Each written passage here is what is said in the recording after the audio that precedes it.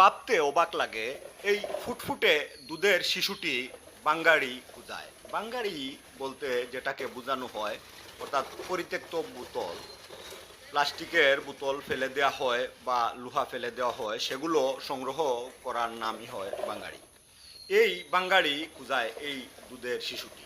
এরকম বাংলাদেশে কত শিশু রয়েছে যারা ঝরে পড়ছে লেখাপড়া বঞ্চিত হয়ে, অর্থাৎ এরা স্কুলের বারান্দা পর্যন্ত যেতে পারে না। এরকম কত শিশু বাংলাদেশে বড় হচ্ছে এভাবেই।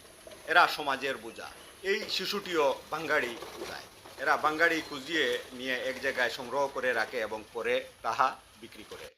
সংসারে অভাবের তাড়নায় এসব করতে হচ্ছে তাদের। আজ এই শিশুটির সাথে দেখা সিলেট নগরীর ব্রাহ্মণপাড়ায়। সে বাঙ্গাড়ি সংগ্রহ করে বাসার দিকে নিয়ে যাচ্ছিল। এই শিশুটির জীবন অন্ধকার।